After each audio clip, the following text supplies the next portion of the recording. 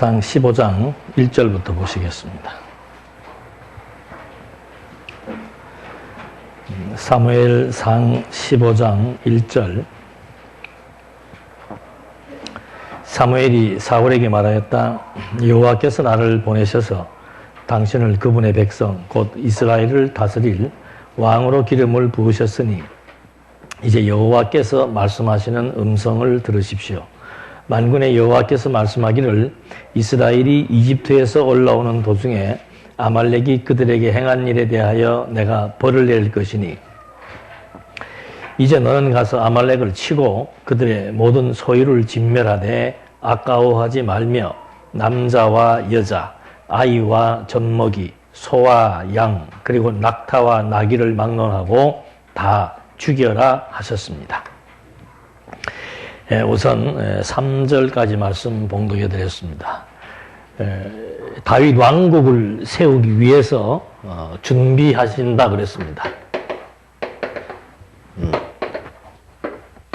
다윗 왕국을 세우기 위해서 준비하시는데 그 준비는 사무엘, 마지막 사사인 사무엘을 보내신 것은 마지막 사사이니까 계속해서 하나님의 뜻을 알려주기 위한 겁니다. 이 시대는 직접 하나님께서 선지자들을 통해서 하나님의 뜻, 전쟁도 치를 것인가 말 것인가, 이길 것인가 질 것인가, 전리품을 다 취할 것인가 남겨둘 것인가, 이렇게 세밀한 사항까지 다 하나님의 뜻을 알려준 거죠. 이때는 계시 시대이기 때문에.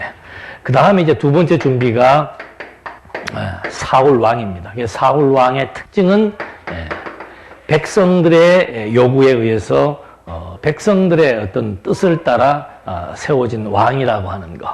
이것이 이제 그 준비의 과정입니다. 이 준비를 거치게 되면은 나라가 세워지죠. 그 나라를 세우는 인물이 하나님의 마음에 합했던 다윗입니다. 하나님의 마음에 합한다는 것은 어떤 인간의 행동이 기준이 되는 게 아닙니다. 하나님의 마음이 합하지 않은 것도 인간의 행동이 기준이 되는 게 아니에요. 전부 하나님의 뜻에 따라 하나님이 버리기도 하고 취하기도 하고 백성들이 요구해서 세워도 그 왕을 하나님께서 진멸해버리기도 하시는 그런 섭리 역사. 그래서 이 왕국이 결국은 열조와의 언약대로 하나님께서 세우신 것, 이것을 알게 해서 하나님이 여호와라는 사실을 잊어버리지 않게 한다는 것. 그래서 지금 여기에 이 사울 왕이 이제 왕이 돼가지고 나라를 다스리는, 우리도 그러잖아요. 5년 동안 대통령을 하고 나면은 그만두고 난 뒤에 여러 관점에서들 평가들을 하죠. 그런 것처럼 이게 이제 사울 왕에 대한 치적에 대한 평가가 이제 마지막에 나오게 됩니다. 그래서 사울이 처음에 암몬과의 전쟁에서 승리합니다. 승리하고 나니까 하나님께서 백성들에게 경고를 내립니다. 너희들이 요구한 왕, 이제 너희들의 생각대로 잘하고 있으니까 너희들 하나님 잊어버리지 말라 경고를 해줍니다. 그런 경고를 한 다음에 사울이 실수를 합니다. 그 실수는 본인이 제사장 노릇을 했고, 이것이 이제 실수죠. 그 다음에 이제 나오는 것이 뭔가 하면은 블레셋과의 전쟁에서, 여기는 암몬, 여기는 블레셋과의 전쟁에서 또 승리를 합니다. 그리고 이제 마지막 치적이 뭔가, 지금 읽어드린 사무엘 선지자의 예언의 말씀입니다. 그 예언의 내용이 뭔가, 이제 너희들이 아말렉과의 전쟁을 치른다. 그러니까 이 아말렉은 이스라엘 백성들이 광야를 진입하려고 할 때 방해했던 마적대와 같은 사람들입니다. 하나님께서 그거 절대 잊어버리지 않습니다. 몇백 년이 지나도 하나님께서는 딱 때가 되면은 처리해야 될 팀들이 있으면 처리해버리죠. 그러니까 시편 2편에 어찌하여 열방이 분노하냐. 이 말의 의미는 뭔가, 하나님의 선민을 두고 지금 열방들을 하나님이 다 움직여 나가는데 유대인들에 대해서 왜 주변 나라들이 그렇게 미워하고 질투하고 시기하고 자꾸 침공을 하고 왜 그러냐 이 말이죠. 너희들이 그래봐야 소용없다. 왜냐하면 이 유다는 하나님이 세우신 왕국이기 때문에 하나님이 알아서 치리해 나갈 거니까 그 유다가 강성해지든 그 유다가 약해지든 너희들 분노하거나 또는 뭐 그 나라를 짓밟으려 해서는 안 된다. 그런 것처럼 하나님의 선민을 괴롭혀왔던 아말렉 족속에 대해서 하나님께서 이제 치라고 얘기를 합니다. 그건 좋았는데 치라고 했을 때 하나님께서 미리 예고해 주는 말씀이 있습니다. 전리품을 아까워하지 마라. 그러니까 그 전쟁의 전리품이라는 것은 다 공짜 아니에요? 전부 돈이에요. 전부 돈. 전쟁이라고 하는 것은 이기면은 괜찮은 거고 지면은 이제 완전히 국가가 패망하게 되는 건데 그 전리품들 여기 지금 다 열거를 해놨습니다. 뭐 남자, 여자, 이게 사람도 전리품이고 뭐 그다음에 아기, 소, 양, 나귀, 낙타 하여튼 뭐 그 사람들은 노동력으로 쓰면 되는 것이고 그걸 뭐 하지 마라 그랬어요. 아까워하지 마라 그 말입니다. 아까워 일본말 같으니 아까워하지 마라 이 말이에요. 왜?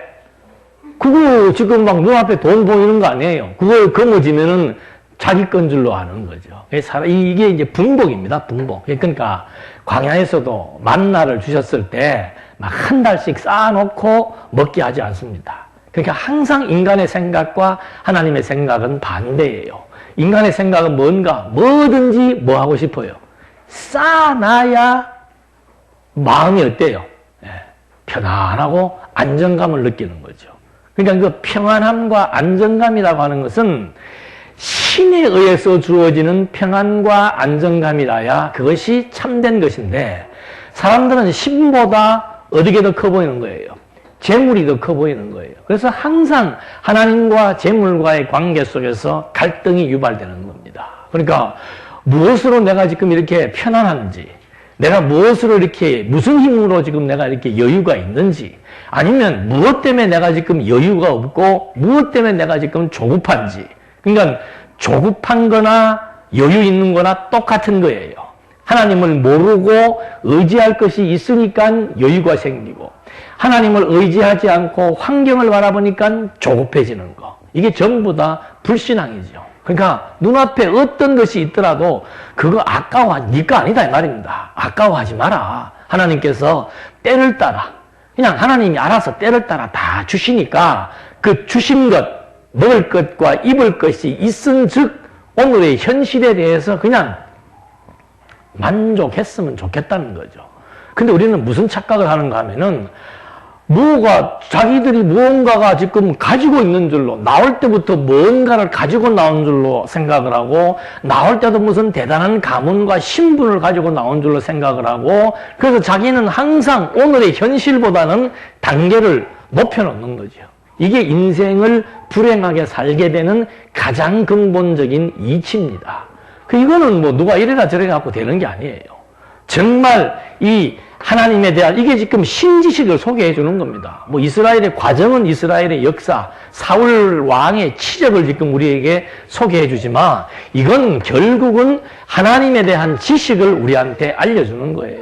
그러니까 공부해 보니까 정말 이 신의 뜻에 의해서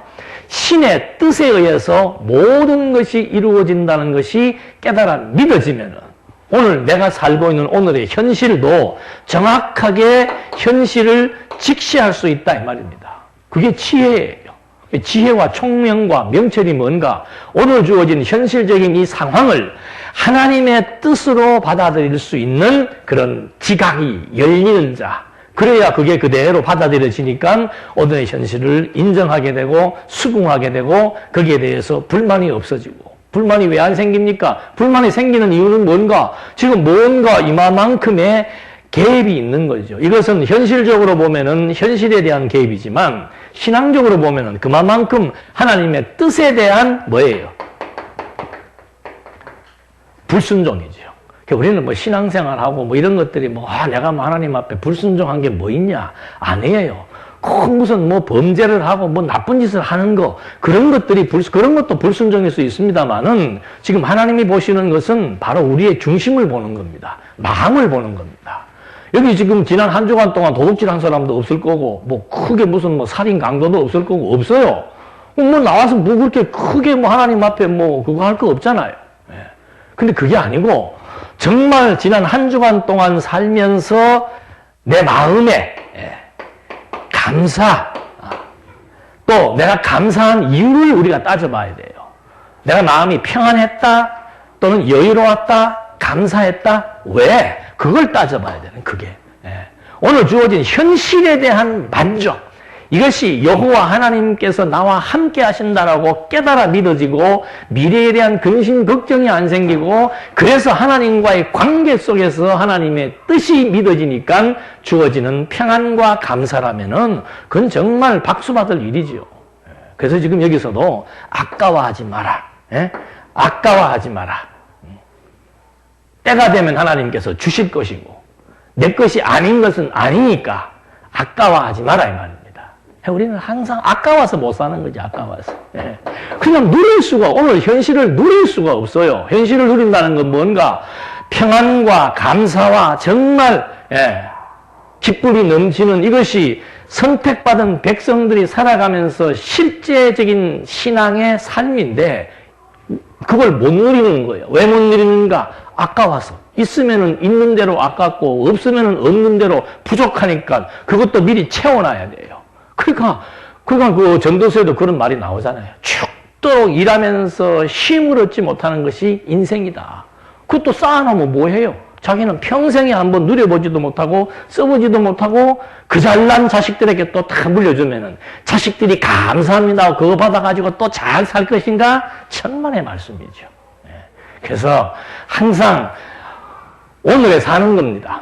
늘 말씀드린 대로 아까워하지 않고 정말 아까워하지 않는다는 것의 반대 개념은 뭔가? 오늘 먹을 것, 입을 것, 오늘 주어진 현실에 대한 만족과 감사. 이것이 지금 이제 그게 뭐가 이렇게 중요하냐 이 말이죠. 그것 때문에 지금 사무엘을 불러가지고 하나님이 예언을 하게 해서 너 기름 부음 받은 왕이니까 하나님의 뜻을 좀 들어라 하면서 이제 네가 전쟁을 치르게 되는데 전쟁에 승리하게 된다. 승리했을 때 잊어버리지 마라. 우리도 항상 그래요. 언제 잊어버리기가 좋은가? 뭔가가 풀릴 때, 잘 될 때, 풀릴 때, 그때는 그냥 순간적으로 잊어버리게 되는 거죠. 이렇게 하나님께서 선지자 사무엘을 통해서 하나님의 이제 하나의 경고의 메시지를 준 겁니다. 그러니까 4절에 사울이 병사들을 소집하여 들라임에서 계수하니 보병이 20만이고 유다 사람이 10,000명이었다. 이게 처음부터 안 되는 일이 나타나는 겁니다. 뭘 또 그래 숫자를 세고 그럽니까? 그냥 치르면 되지. 하나님께서 이기게 해줬다 그러면 그냥 나가서 전쟁 치르면 되는데 사울이 아말렉 성에 이르러 골짜기에 숨어 기다리면서 개인 사람들에게 말하기를 너희는 아말렉을 떠나 내려가라. 너희는 이스라엘 모든 자손이 이집트에서 올라올 때 그들을 선대했기 때문이다. 하니 개인 사람들이 아말렉 가운데서 떠났다. 사울이 하올라로부터 이집트 맞은편에 있는 술에 이르기까지 아말렉을 치고 아말렉 와 아각을 산채로 사로잡고 그 모든 백성들을 칼라로 진멸하였으나 사울과 백성들이 아각과 양과 소와 살찐 것에 가장 좋은 것과 어린 양과 모든 좋은 것을 뭐해서 아까워하여 진멸하기를 원치 않았으며 가치 없고 쓸모없는 것만 뭐했다. 속보이는 짓 하면 안 되죠. 그러니까 이 참 인간이 무슨 까마귀 고기를 먹은 것도 아니고 지금 1절과 3절에서 뭐 한 거예요? 아까워하는 말이 나왔습니다. 근데 바로 전쟁 치르고 승리하게 되니까는 뭐부터 잊어버리는 겁니까? 하나님의 이 뜻부터 잊어버리는 거죠. 그래서 얼마나 진짜 막 다 돈인데 그걸 누가 태고 쪽부터 아담 이후로부터 화폐가 만들어지면서부터 돈을 싫어하는 인간은 한 명도 없습니다. 돈 싫어하는 척하고 살지 마세요. 돈 싫어하는 사람 한 사람도 없습니다. 저도 없어서 탈이지 이렇게만 있으면 좋지요. 그렇다고 해서 없다고 해서 탄식하면서 하느냐? 그거 아니다 이 말입니다. 하나님이 때를 따라다 필요할 때마다 주실 것이니까 아까워하지 말라고 했음에도 불구하고 바로 그냥 여기에도 아까워하여 진멸하기를 원치 않았으며 가치 없고 쓸모없는 것만 진멸했다. 차라리 다 하지요. 이건 딱 나중에 변명거리 만들려고 그러는 거. 하나님 내가 진멸하라고 해서 일부는 진멸했잖아요. 그래도. 뭐 그런 말이 나올지 안 나올지는 모르겠습니다만은 뭐 필요 없습니다. 10절에 여호와의 말씀이 사무엘에게 임하여 말씀하기를 내가 사울을 왕으로 세운 것을 후회하리. 이는 그가 등을 돌려 나를 따르지 않고 내 말을 이행하지 않았기 때문이다 하셨으므로 사무엘이 근심하여 밤새도록 여호와께 부르짖었다. 사무엘이 사울을 만나기 위해 아침 일찍 일어나니 어떤 사람이 사무엘에게 보고하기를 사울 왕께서 갈멜에 왔는데 보십시오. 왕께서 자신을 위하여 기념비를 세우고 돌이켜 길갈로 내려갔습니다 하였다. 사무엘이 사울에게 이르렀을 때 사울이 그에게 말하기를 당신께서는 여호와께 복 받으시기를 바랍니다. 내가 여호와의 말씀을 이행하였습니다라고 하자 사무엘이 말하기를 그러면 내 귀에 들려오는 이 양떼의 소리와 내가 듣고 있는 소떼의 소리는 무엇입니까? 하니 사울이 말하기를 백성이 양떼와 소떼의 제일 좋은 것을 아까워하여 남겼다가 여호와 당신의 하나님께 제사하려고 그것들을 아말렉 사람들로부터 끌고 왔으나 나머지는 우리가 하였습니다 하였다. 제가 미리 말한 게 맞네요. 사무엘이 사울에게 말하기를 그만두십시오. 여호와께서 밤에 제게 말씀하신 것을 왕께 알려드리겠습니다라고 하니 사울이 그에게 대답하기를 말씀하십시오 하였다. 이게 이제 이미 뭐 하는 거예요? 이 정도 되면은 막 나가자는 거죠? 예? 하나님은 지금 다 알고 미리 어떻게 할까지 알고 다 경고 메시지를 알려주었는데도 누가 아까워? 자기는 안 그랬는데 누가? 백성들이 아까워해가지고 그걸 남겨뒀는데 남겨진 이유가 뭐예요? 얼마나 착합니까? 하나님 앞에 뭐 드리려고? 제사 드리려고. 그럼 뭐 크게 이거 나빠요 안 나빠요? 제사 드리겠다는데. 이게 우리의 갈등입니다. 우리도 살면서 뭐 하나님 뭐 이 정도는 뭐 저 정도는 근데 뭐 우리는 이 시대는 뭐 지금 그런 시대 우리하고는 다릅니다만은 이 정도는 저 정도는 바로 어디하고 직결되는가? 우리의 심리 상태하고 직결되는 거예요. 적든 뭐 크든 상관이 없이 하나님께서 주신 여건에 대한 만족의 프로테이지가 차이가 날수록 그만큼 우리의 심리 상태는 불안하고 초조하고 또는 내 생각보다 여유가 있으면 그것 때문에 위안이 되는 이런 이제 불순종의 상태가 나타나게 되는데 사울은 이렇게 지금 그러니까 하나님을 잊어버리고 한번 이렇게 자꾸 빠져들기 시작을 하면은 그다음부터는 담력이 생기는 거예요. 담력이. 벌써 한마디 딱 했을 때 사무엘이 딱 와가지고 사울한테 말하면 그때 그냥 아이고 내가 실수했거나 하면 괜찮은데 끝까지 가잖아요. 그럼 뭐 하나님이 당신한테 할 말이 있습니다. 뭐 얘기해 보십시오. 보십시다. 17절 사무엘이 말했다. 왕이 스스로 작게 여길 그때의 이스라엘 지파들의 머리가 되지 않았습니까? 여호와께서 이스라엘을 다스릴 왕으로 당신에게 기름을 부으셨으며 또 여호와께서 왕에게 사명을 맡겨 보내시며 말씀하기를 가서 죄인된 아말렉 사람들을 진멸하되 그들을 완전히 없앨 때까지 싸우라 하셨는데 왕은 여호와의 음성을 듣지 않고 노약하기에만 급급하여 여호와 보시기에 악을 행하였습니까? 왜 그랬습니까? 그 말이죠. 그러니까 벌써 하나님의 뜻을 무시하고 현실에 취하다 보니까는 그 다음에는 자기 마음대로 행동을 하게 되고 그리고는 자기를 위해서 뭐까지 세운 거예요? 기념비까지 세우는 업적까지 세워놓은 거죠. 정치인들도 덜 된 정치인들은 그 여러 가지 일을 사업을 벌이는 목적이 어디에 있는가? 업적이에요. 업적. 내가 대통령을 했을 때 나는 대한민국을 위해서 이런 일을 했다. 그거 하나 기념비 남기려고 뼈골 빠지는 거는 백성들이 뼈골 빠지는 거죠. 왜? 그거 전부 빚내 갖고 하는 일이니까. 똑같은 일이에요. 하나님의 뜻을 순종을 해서 당신이 스스로 작게 여길 때 나는 도저히 할 수가 없습니다라고 생각했을 때는 하나님께서 기름을 부어서 왕까지 세워놨는데 왕 만들어 놓으니까는 스스로 잘난 줄로 알고 하나님의 말씀을 우습게 여기면서 네 좋은 대로 행동하느냐? 너 도대체 왜 그랬느냐? 그렇게 지금 사무엘이 추궁을 해 들어가는 겁니다. 20절 사울이 사무엘에게 말하기를 참으로 내가 여호와의 음성을 듣고 여호와께서 나에게 사명을 맡겨 보내신 대로 가서 아말렉 왕 아각을 끌고 왔으며 아말렉 사람들을 진멸했으나 백성이 길갈에서 여호와 당신의 하나님께 제사 드리려고 노량물 중에서 양떼와 소떼 곧 진멸해야 할 것 가운데 가장 좋은 것을 가져왔습니다 하니 사무엘이 말했다. 아까 한 말 똑같이 토시 안 설리고 그렇게 하네요. 여호와께서 번제와 다른 제사를 여호와의 음성을 듣는 것 같이 기뻐하시겠습니까? 이때 나오는 말이 뭐예요? 유명한 말. 예? 순종이 제사보다 낫고 듣는 것이, 뭘 듣는 것이. 하나님께서 지금 선지자 사무엘을 통해서 이렇게 해라고 말씀하신 그 말씀을 듣는 것이 수양의 기름보다 낫습니다. 그러니까 그러니까 바울이 로마서에서 그 말하는 거예요. 하나님께서 이렇게 다 하시니까 하나님의 뜻에 순복하는 그것이 아름다운 삶이다라고 얘기를 하니까 그러면 내가 하나님을 기쁘시기 위해서 뭘 해야 되겠다? 죄가 더한 것에 은혜가 더한다 그러니까 하나님 기쁘시기 위해서 내가 죄를 더 지어야 되겠다는 말과 똑같은 이치라 그 말입니다. 하나님 기쁘시게 하기 위해서 하나님 좋게 하시기 위해서 지금 뭘 드리겠다? 제사 드리려고 했는데 그게 뭐가 나쁘냐 이 말이죠. 그러니까 사무엘이 웃기는 소리 하지 마라. 하나님의 뜻에 순복하는 것이 선한 것이지 하나님의 뜻에 불복하는 그것은 어떤 명분과 목적을 가지고 시행한다 하더라도 그것은 바로 무엇이다? 그게 바로 악행이라 그 말입니다. 그러니까 이 악행과 선행의 기준은 어디에 있는가? 하나님의 뜻입니다.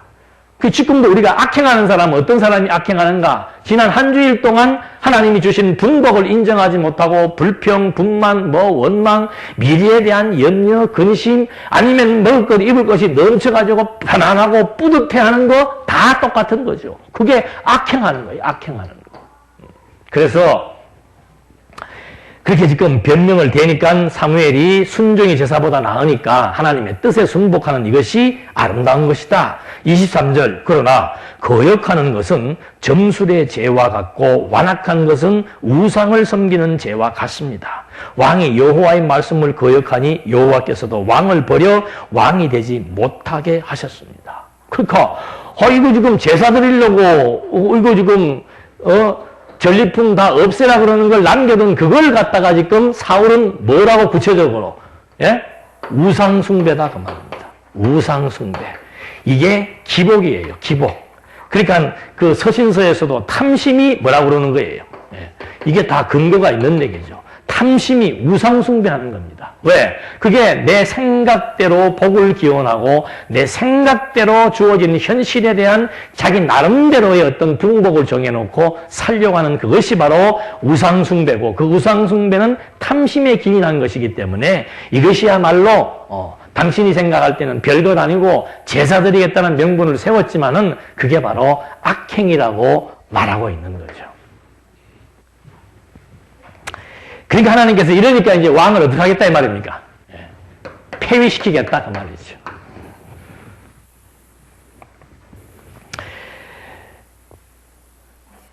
(24절) 사울이 사무엘에게 말하기를 내가 여호와의 명령 곧 당신의 말씀을 어겨 죄를 지었으니 내가 백성을 두려워하여 그들의 소리를 들었기 때문입니다. 이 정도 되면은 왕으로서의 자격이 있어요 없어요? 우리나라 축구니 보면은 지면은 어떤 감독이 멋있어 보입니까? 선수들은 잘했는데 내가 전술이 잘못돼서 졌습니다. 그러면 괜찮은데 아무개 선수가 이렇게 하라니까 저렇게 했고 아무개 선수가 이렇게 하라니까 똑같은 얘기지요. 끝까지 백성들이 지금 나중에는 백성들이 그렇게 해서 했다 그랬다가 나중에는 백성들이 무서워서 그랬다 이 말입니다. 군중 심리죠. 물론 백성들이 혈안이 돼가지고 그거 막으면은 왕을 죽이려 할 수 있겠지요. 그러나 하나님의 뜻이라면은 그거 무서워할 게 뭐 있습니까? 1000만 명이 에워싸서 다윗을 죽이려고 해도 하나님이 아니다 그러면 아닌 거예요. 그래서 항상 우리가 함정이 뭔가 숫자 노름에 놀아나면 안 된다는 거죠. 숫자 노름에 놀아나는 거. 우리 피조세계의 함정은 뭔가 모든 것들을 다 수치로 산정한다는 겁니다.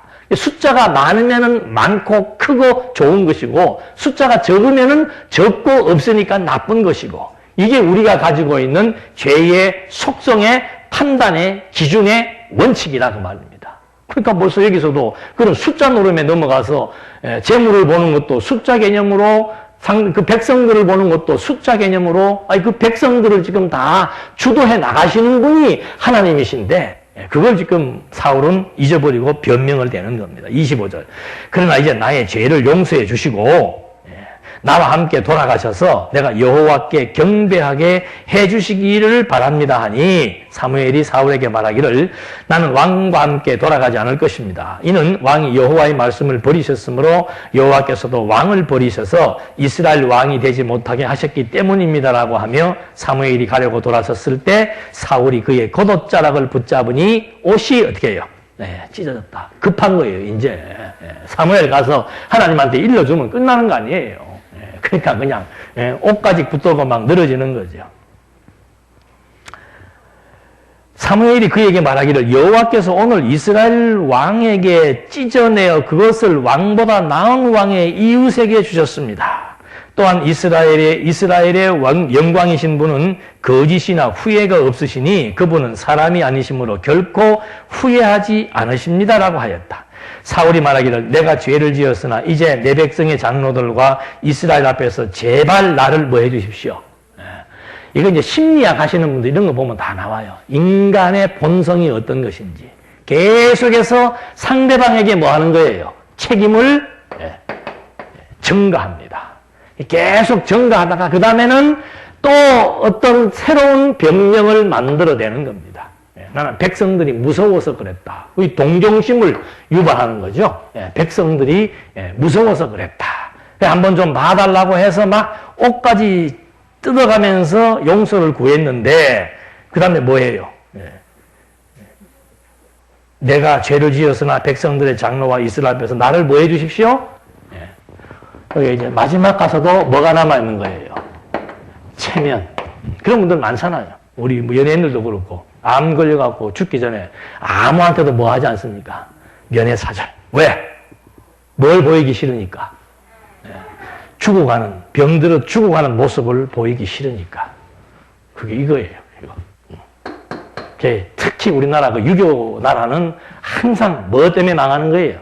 체면 때문에 망하는 거예요. 그러니까 옛날 우리나라 말도 있잖아요. 양반이 밥을 안 먹어도 어떻게 해요? 밥을 굶어도 하고 나와야 되고 밥 안 먹어도 이쑤시고 다녀야 되고 그게 전부 체면이에요. 이 가면을 벗지 못하는 만큼 힘들고 피곤한 겁니다. 항상 사람들 눈치 보고 살아야 되니까 없어도 있는 척하고 몰라도 아는 척 해야 되고 뭐 이런 척하는 거 너무너무 인간 피곤하고 힘든 거예요. 그냥 생긴 대로 살던데 생긴 대로 살면 되고 하나님 앞에서 자기를 보면은 내세울 체면이 있습니까? 없습니까? 없어요. 그러니까 이 뭐 동창회니 뭐니 보면은 뭐 저는 그런데 뭐 아직 안 나가봤습니다만 어떤 사람들이 나오는 겁니까? 학교 다닐 때 아무리 공부 잘해도 사업에 실패한 사람은 나와요, 안 나와요? 안 나와. 왜? 창피하니까. 누가 나오는가? 이제 있을 만한 사람들끼리 나와서 이제 서로들 힘겨루기 하는 거죠. 그게 인간사입니다. 인간사. 정가, 변명, 동정심, 유발, 거짓, 그리고 마지막 가지고 있는 것이 체면이죠. 결국은 나중에 사울이 이 체면 때문에 죽는 것도 어떻게 죽여요? 자기 부하보고 나 좀 찔러달라. 그래갖고는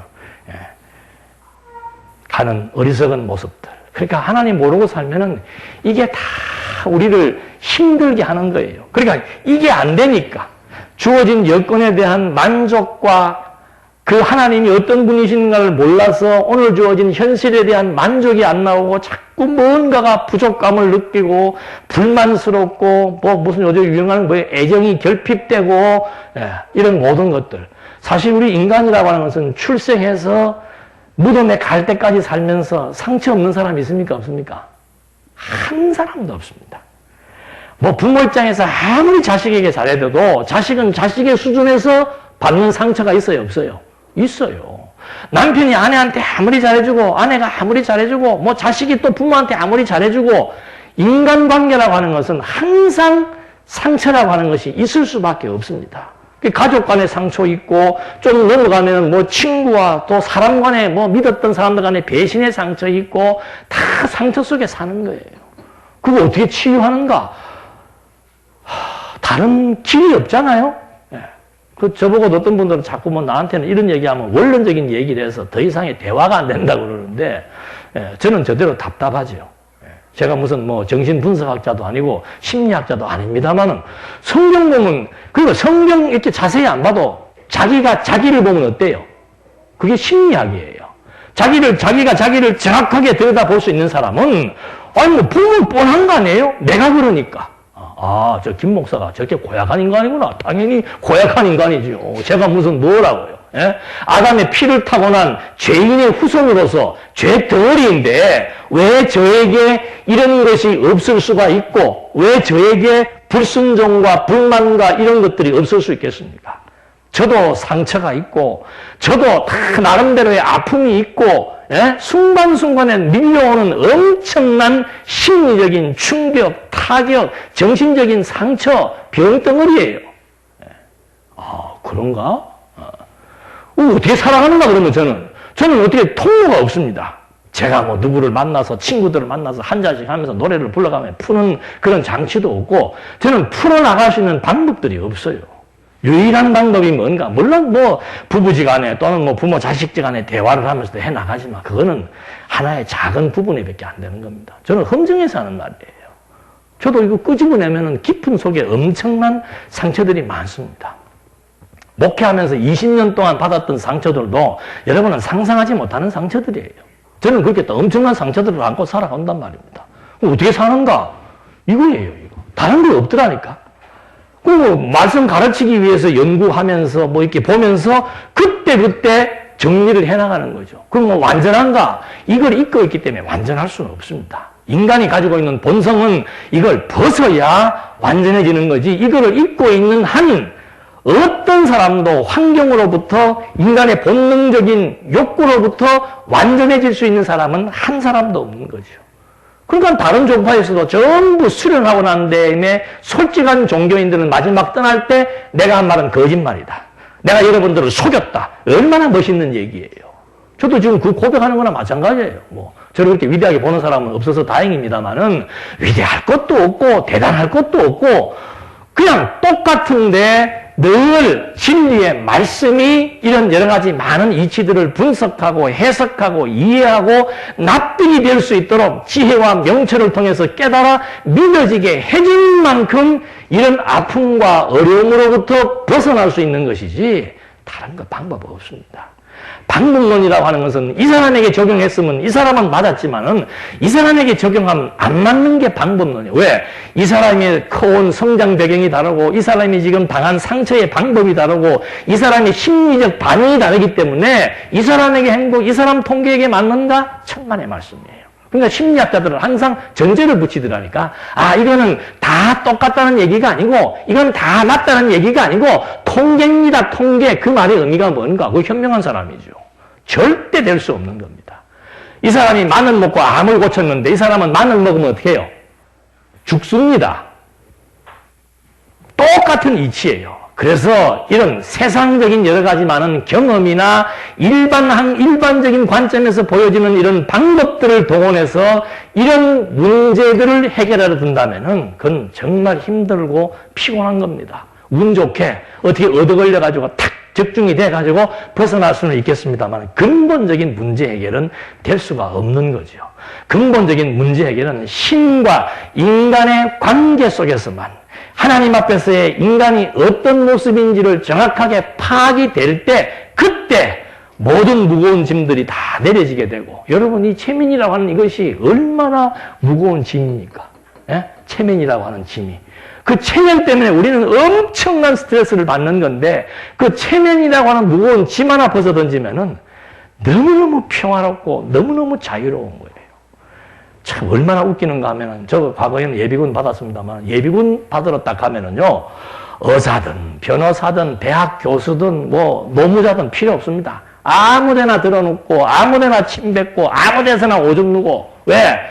똑같은 예비군도 입혀놓으니까 뭐가 없어져 버린 거예요? 체면이 없어져 버린 거예요. 이거 벗는 것도 하나님 앞에서의 나라고 하는 사실이 정확하게 정립이 될 때 점점점 벗겨지게 되는 거죠. 사울은 참 괴로운 겁니다. 자신의 악행도 괴롭고 마지막 가서는 이 마지막 남은 세상 말로 이거를 자존심이라 그러죠. 하나님 앞에서는 자존심 필요 없습니다. 뭐 사람들끼리는 체면 때문에 자존심을 세울 수 있었는지 모르지만은 하나님 앞에서는 자존심이 필요 없는 거죠. 우리는 늘 드리는 말씀입니다만, 이분이 우주와 만물을 창조하셨고, 이분이 모든 만사를 섭리하시는 이분이 지금 나를 어떻게 한 거예요? 그러니까 바울이 디모데에게도 남겨주는 말의 내용 중에 네가 진리의 말씀을 옳게 분별하고, 그 나오죠. 진리의 말씀을 옳게 분별하고 하나님 앞에 부끄러움이 없는 자로 어떻게 해요? 인정. 그 말은 다른 말로 하면 진리의 말씀 깨닫게 되면은 하나님이 나를 인정해줬다는 사실을 알게 된다. 사람들의 그 욕구 가운데서 인정 욕구가 있습니다. 부모가 아들을 인정해줄 때, 딸을 인정해줄 때, 그러니까 이제는 그 자식이 2명, 3명, 4명 되면은 뭐 야곱도 요셉을 편애해가지고 문제가 발생한 것처럼 이 다 똑같이 나눠줄 수가 없는 거죠. 근데 인간관계라고, 인간이라고 하는 것은 당연히 자기 중심이기 때문에 편애할 수밖에 없습니다. 다 똑같이 공평하게 할 수가 없도록 만들어진 존재고, 그걸 또 보는 상대방도 그거에서 만족할 수가 없는 거예요. 그러니까 그 사람의 눈동자가 어디를 향하느냐에 따라서 사람의 마음 상태가 달라지는 거죠. 저는 옛날에 그 목사님이 한 번씩 그 뭐 사석에서 얘기하면은 당신은 그 식당에 설교를 마치고 뭐 강의를 마치고 나와서 1층이 식당이 있으니까 1층으로 내려가서 밥 먹는 자리까지 갈 때 옆에를 안 본다 그러더라고요. 앞만 보고 쭉 가서 딱 앉아서 밥 먹는 거 무슨 말인가? 왜 그러시는가 그랬어.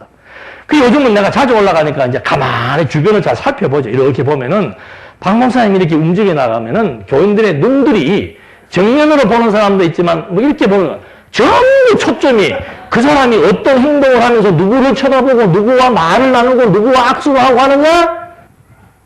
아닌 것 같죠, 여러분. 그건 여러분들이 제가 위대하지 않기 때문에 그런 겁니다. 저는 그러면서 참 평안하고 좋아요. 내 일거수일투족. 아마 여기도 또 그런 분들이 계실지도 몰라. 뭐 내가 이 사람하고 악수 2번 했다. 뭐 저 사람하고는 인사를 하는데 이 사람은 인사를 안 하더라. 저는 몰라요. 왜 인사를 하는데 안 받겠습니까? 예를 들자면은 그런 것들이 별것도 아닌 건데 그런 식으로 자꾸 사람으로부터 어떤 인정과 평가를 받으려고 하는 건 스스로 자멸하게 되는 아주 악질적인 독소입니다. 저게 우리 속에 있단 말이에요. 근데 그걸 누구로부터 인정받는가? 그 잘난 인간, 별 볼 일 없는 인간에게 인정받아도 사람들이 자꾸 힘을 얻으려고 하는데 이게 악행이라니까, 악행. 예? 전쟁 나갈 때 군사 숫자 세해가지고 힘을 얻으려는 것도 악행이고, 사람들로부터 인정받아가지고 힘을 얻는 것도 악행이고. 저는 어저께 우연히 그 밤에 우리나라의 대표 선수 싸이, 신곡이 나왔어. 울더라고요.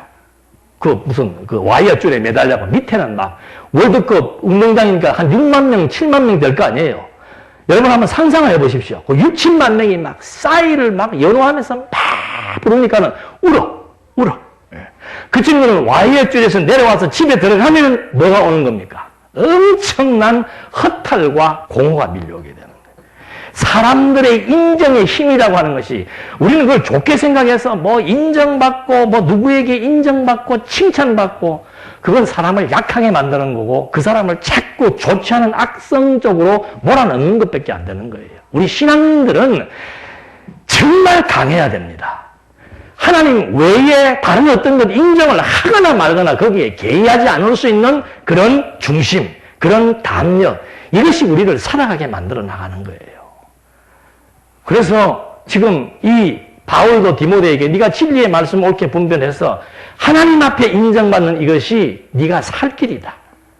그러나 지금 사울은 보니까는 도리어 끝까지 인간들로부터의 관계를 벗어나지 못하는 어리석음이 여기서 그대로 연출되지 있는 겁니다. 그래서 하나님께서는 너를 이제 용서하지 않겠다라고 해주시니까 이제 사울은 답답해서 마지막까지의 변명을 대고 있습니다. 32절 사무엘이 말하기를 너희는 아말렉 사람의 왕 아갓을 내게로 나오게 하여라고 하니 아각이 즐거이 그에게 와서 말하기를 참으로 사망의 고통이 지나갔구나라고 하였다. 사무엘이 말하기를 내 칼이 여자들에게서 아이를 빼앗은 것 같이 그 칼이 여자들 가운데 하나인 내 어미에게서도 아이를 빼앗는다 하고 그가 길갈에서 여호와 앞에서 아각을 잘라 조각냈다. 이거 완전히 모델 케이스로 지금 요즘 이북에서 행하는 그 뭐예요? 인민재판 하는 거랑 똑같은 겁니다. 모델로 지금 보여주는 거예요. 그 후 사무엘은 라마로 가고 사울은 기브아에 있는 자기의 집으로 갔다. 사무엘이 죽는 날까지 다시는 사울을 보지 않았으니 이는 사무엘이 사울을 위해 슬퍼했기 때문이다. 여호와께서는 사울을 이스라엘 왕으로 삼으신 것을 후회하였다. 여기 앞에서는 또 후회하지 않는 분이라고 했다가 뒤에서는 후회했다 그렇다가 이제 뭐 헷갈릴 수 있죠. 근데 뒤에서 후회한다라고 하는 것은 어떤 그 인간적인 측면에서 봤을 때 참 동정심이 간다 그런 얘기예요. 하나님 입장에서 인간적인 그런 용어 표현으로서 하나님의 뜻은 일정한 겁니다. 근데 이게 참 그거 한 것은 여러분 지금 우리가 사울의 치적을 보니까 뭐 그런 대로 인간적으로 봤을 때는 괜찮아요, 안 괜찮아요? 큰 전쟁에서 한 번, 두 번, 세 번씩 승리했으면 괜찮은 거 아니에요? 우리는 이북이 50년 이후부터 계속 쏘아대도 한 번도 대응도 제대로 못하고 맨날 그냥 쭈그르고 돌아다니는데 사울은 지금 이렇게 대단한 지금 업적을 세웠으면은 괜찮아요, 안 괜찮아요? 괜찮죠. 그리고 사울이 저지른 범죄라고 하는 것이 뭐 자기 잘 먹고 잘 살라고 그러는 건 아니라 그러고 뭐 때문에 어쨌든 간에 하나님 앞에 제사 좀 드리고 제사를 좀 드리고 싶어서 했다라고 변명이라도 그렇게 되는데 하나님은 사울의 죄를 용서해 줍니까? 안 해줍니까? 이게 열쇠가 있는 거예요. 사울은 뭐 크게 그렇게 지금 여기 보면 뭐 전리품, 그 다음에 제사를 지내지 말라 했는데 자기가 나가서 제사 지낸 거. 그래서 하나님께서 용서하지 않고 폐위를 시켜버립니다. 다윗은 어땠어요? 예? 자기 부하의 아내를 어떻게 합니까? 요즘으로 말하면 무성범죄예요. 발목에 팔찌 차야 돼. 예? 그렇죠? 그리고 그 군인까지 어떻게 하는 겁니까? 적진에서 죽게 만드는 거예요. 간통과 살인을 두 개 다 저지른 겁니다. 근데 다윗은 어떻게 해줘요? 용서해 주잖아요. 사울은 용서 안 합니다. 왜 그럴까요? 하나님의 뜻인 일하면 우리가 또 재미가 없지. 공부 좀 하셨는데 지난주에 책 좀 많이 읽고.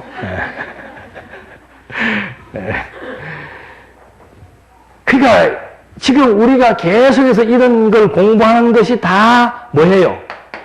하나님에 대한 존재를 우리한테 보여주고 하나님이 살아계시고 그분이 어떤 분이라고 하는 것을 알게 하려는 데에 이런 모든 섭리의 뜻이 담겨져 있다는 겁니다. 목적이 그거라는 거죠. 그러니까 이것도 다른 거 없습니다. 사울은 처음부터 뭐예요?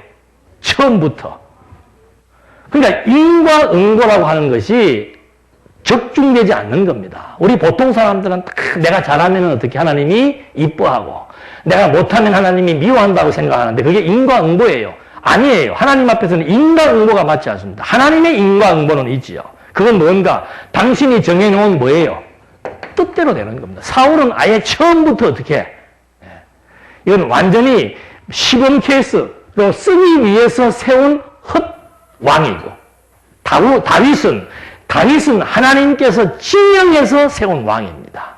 백성들이 지명해서 세운 왕, 이것은 하나님의 뜻이 합하지 않는다라고 이미 하나님께서 말해 주었고 또 이미 1000년 전에 언약이 있습니다. 그 언약은 바로 왕조는 다윗의 이스라엘의 왕국은 유다 지파의 계보에 의해서 나오는 사람을 통해서 왕이 된다라고 세운 하나님의 언약이 있습니다. 그러니까 모든 심판의 기준, 모든 승리의 기준, 죽고 사는 기준이 다 어디에 있는가? 전부 하나님의 언약에 있는 거죠. 그러니까 언약대로 망하고 언약대로 뭐 하는 거예요? 흥하는 거예요.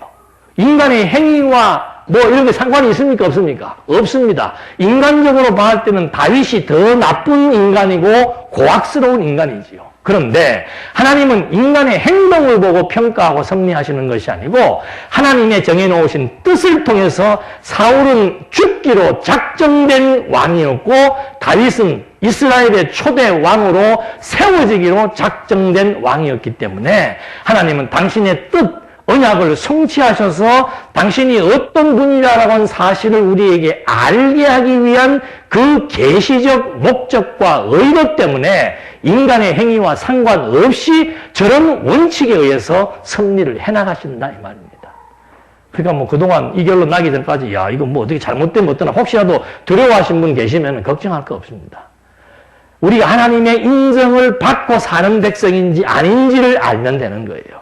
그러면 하나님의 인정이 얼마나 가치로운지 그분만 이제 터득되는 만큼 아 이분이 나를 인정해준다. 예를 들어서 우리가 요 꼬마 뭐 규현이가 지금 나를 인정해준다. 여러분 힘이 들어갑니까 안 들어갑니까? 그거 인정해주나면 별 상관없어요. 예. 뭐 지가 뭐 나를 좋아하는 뭐 그때 뿌이지 뭐 걔가 나 인정해준다고 집에 가서도 흐뭇해지고 아이고 저놈이 나를 저래 좋아하네. 예. 똑같은 이치예요.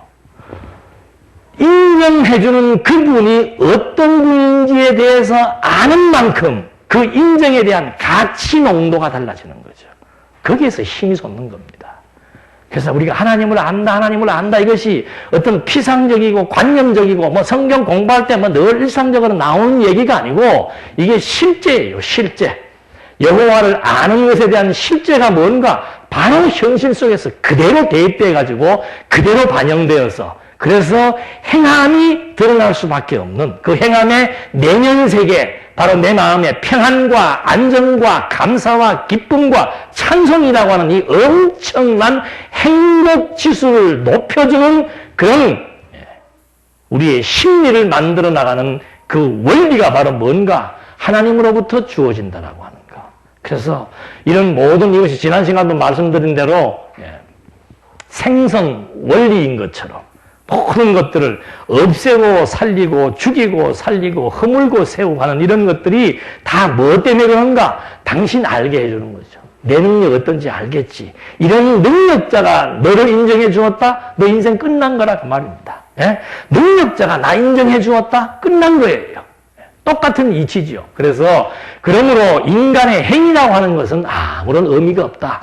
망하는 것도 하나님의 언약대로 망하고 흥하는 것도 하나님의 언약대로 흥한다. 왜 이렇게 하나님이 섭리해 나가셨는가? 이것이 장차 보낸 메시아도 하나님의 언약대로 성경대로 죽으시고 성경대로 부활하사 성경대로 죽어버린 우리의 죄를 대신해서 우리에게 새 생명을 얻고 새 사람으로 살게 하기 위한 하나님의 그 창세전부터 세워놓았던 그 뜻을 그리스도로 말미암아 성취해서 오늘 우리들로 하여금 이 엄청난 비밀의 내용들을 깨닫고 그 은혜의 영광에 감동하면서 새 사람으로 살아가게 하실 하나님의 창세전 세우신 그 뜻으로 존재하신 여호와의 말씀이 그대로 지금 구약을 통해서 성취되고 신약을 통해서 성취되는 그래서 하나님밖에 없다라고 하는 사실을 우리들에게 깨닫게 해서 여호와만 의지하고 여호와로부터 주어지는 인정에 대한 가치가 무엇인지를 깨닫고